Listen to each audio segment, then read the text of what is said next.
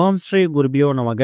ஓம் ஸ்ரீ மகா பெரியவா சரணம். ஜூலை 29ஆம் தேதி நாளைக்கு தினம் ஆடி மாதத்துல வரக்கூடிய செவ்வாய், அதுவும் 2வது செவ்வாய். இப்ப நாம சொல்லக்கூடிய இந்த ஒரு தீபத்தை உங்க வீட்டோட பூஜையில நீங்க ஏற்றி வைக்கிறதால பல நன்மைகள் ஏற்படும். அது என்ன தீபம், என்ன பொருள் பார்க்கறதுக்கு முன்னாடி நம்மளோட வீடியோஸை இப்போ நீங்க ஃபர்ஸ்ட் டைம் பார்க்குறீங்கன்னா மறக்காம சப்ஸ்கிரைப் பண்ணிக்கோங்க. தொடர்ந்து இந்த மாதிரி அப்டேட் தெரிஞ்சுக்கிறதுக்கு பக்கத்தில் நோட்டிஃபிகேஷன் பெல்லை கிளிக் பண்ணி ஆல் அப்படிங்கிற செலக்ட் பண்ணிக்கோங்க. இப்போ என்ன தீபத்தை எப்படி ஏற்றணும் அப்படிங்கிற பற்றி தெளிவாக தெரிஞ்சுக்கலாம். இந்த ஆடி மாதத்தில் வரக்கூடிய ஒரு நாட்களும் விசேஷம் தான். அதில் குறிப்பாக ஆடி செவ்வாய், ஆடி வெள்ளி, ஆடி அமாவாசை, இந்த நாட்கள் எல்லாமே ரொம்ப ரொம்ப முக்கியத்துவம் வாய்ந்த நாட்கள். இந்த ஆடி மாசத்துல இந்த வருஷம் நமக்கு 5 ஆடி வெள்ளி இருக்கு. அதுல நம்ம 2 ஆடி வெள்ளியை கடந்து வந்துட்டோம். நாளைய தினம் ஜூலை 29ஆம் தேதி வரக்கூடியது 2வது ஆடி செவ்வாய். ஆடி செவ்வாய் அப்படிங்கிறது சாதாரண விஷயம் கிடையாது. வெள்ளிக்கிழமை எப்படி மகமாயி மாரியம்மனுக்கு உகந்ததோ அதே மாதிரி செவ்வாய்க்கிழமை அப்படிங்கிறது முருகப்பெருமானுக்கும் செவ்வாய் பகவானுக்கும் உகந்த ஒரு நாள். இந்த நாள்ல நம்ம முருகப்பெருமானை வணங்கணும்னா நம்மளோட கடன் பிரச்சனை எல்லாம் தீரும். இது வரைக்கும் நிலுவையில் இருக்கக்கூடிய எல்லா விதமான சொத்து, வீடு, நிலம், இது சம்பந்தப்பட்ட பிரச்சனைகள் எல்லாமே ஒரு முடிவுக்கு வரும் அப்படிங்கிறது ஒரு பெரிய நம்பிக்கை.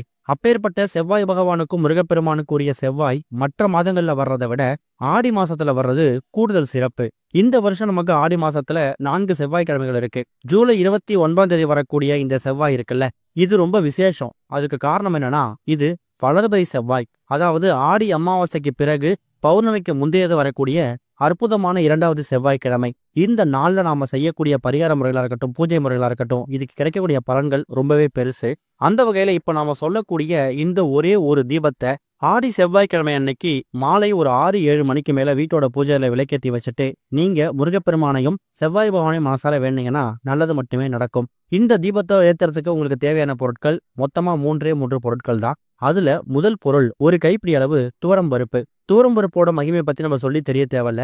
நம்மளோட பதிவுகளை தொடர்ச்சியா பாக்குறவங்களுக்கு தெரியும். துவரம்பருப்பு அப்படிங்கிறது செவ்வாய் பகவானுக்கு உரிய ஒரு தானியம். கடன் பிரச்சனை அதிகமாக இருக்கக்கூடியவங்க இந்த துவரம்பருப்பை செவ்வாய் பகவானோட பரிகாரத்துக்கு பயன்படுத்துவாங்க. அந்த அளவுக்கு சக்தி வாய்ந்த இந்த துவரம்பருப்பை ஒரு கைப்பிடி அளவு எடுத்து வச்சுக்கோங்க. அடுத்ததா ஒரே ஒரு மண் அகல்விளக்கு. கூடுமான அளவுக்கு இந்த இடத்துல அகல்விளக்கு பயன்படுத்துறதுக்கு முயற்சி பண்ணுங்க. அகல்விளக்கு இல்லவே இல்லை அப்படிங்கிற பட்சத்துல மட்டும் நீங்க உங்க வீட்டுல பூஜையில ஏற்றக்கூடிய காமாட்சி விளக்கோ இல்ல சின்னதா குபேர விளக்கோ பயன்படுத்திக்கலாம். அகல்விளக்கு கிடைச்சா ரொம்ப சிறப்பு. அதுல ஒரே ஒரு சில்லறை நாணயத்தை போட போறீங்க. அது எவ்வளவு ரூபாய் சில்லறை நாணயம் இருந்தாலும் பரவாயில்ல, ஒரே ஒரு நாணயத்தை நீங்க எடுத்து வச்சுக்கணும். மாலை ஒரு 6-7 மணிக்கு மேல வீட்டோட பூஜை அறையில ஆடி செவ்வாய்க்கு எப்பவும் போல எப்படி பூஜை பண்ணுவீங்களோ அதே மாதிரி பூஜை பண்ணுங்க. எப்பவும் போல விளக்கெல்லாம் ஏற்றி வச்சிருங்க. மற்ற விளக்குகளுக்கு இதுக்கு சம்பந்தம் கிடையாது. ஏன்னா அது நீங்க தினமும் இல்ல மற்ற செவ்வாய்க்கிழமைகள்லயோ ஆடி செவ்வாய் அன்னைக்கு ஏற்றக்கூடிய விளக்கு. அது இல்லாம இப்ப நாம ஏற்றக்கூடிய தீபம் பிரத்யேகமா ஏற்றக்கூடிய தீபம். இந்த தீபத்துல நீங்க உங்களோட கடன் பசி தீர்த்துக்க முடியும். சின்னதா ஒரு தட்டு எடுத்துக்கிட்டு அந்த தட்டுல ஒரே ஒரு கைப்பிடி அளவு துவரம்பருப்பை பரப்பி வச்சு அதுக்கு நடுவுல மண் அகல்விளக்கை தயார் செஞ்சு வச்சிருங்க. அந்த மண் அகல்விளக்கு வச்சிருக்கீங்கல்ல, அந்த விளக்கோட குழி பகுதியில எண்ணெய் ஊற்றக்கூடிய பகுதி இருக்குல்ல, அதுல ஒரே ஒரு சில்லறை நாணயத்தை போட்டு திரி போட்டு நீங்க நெய் தீபம் போட்டாலும் சரி, தீப எண்ணெய் ஊற்றி தீபம் போட்டாலும் சரி, அது உங்க விருப்பம் தான். ஆனா அந்த துவரம்பருப்பு மேல எரியக்கூடிய தீபத்துல அந்த எண்ணெயில அந்த நெய் ஊற்றக்கூடிய பகுதியில சில்லறை நாணயம் அப்படிங்கிறது கண்டிப்பா இருக்கணும். அந்த சில்லறை நாணயத்தை போட்டு தீபத்தை எரிய விடுங்க. அதுல வரக்கூடிய அந்த ஜோதிய முருகப்பெருமானா பாவிங்க, செவ்வாய் பகவானா பாவிச்சு நீங்க வழிபாடு செய்யலாம். குறைஞ்சது ஒரு அரை மணி நேரத்துல 1 மணி நேரம் வரைக்கும் இந்த தீபம் பூஜை அறையில எரிஞ்சாலே போதும். அதுக்கப்புறம் நீங்க அன்றாட வேலை பார்க்கலாம். மற்ற விளக்குகள்லாம் பூஜை அறையில எவ்வளவு நேரம் எரியுதோ அவ்வளவு நேரம் எரிஞ்ச பிறகு இந்த விளக்கையும் குளிர வச்சிடுங்க.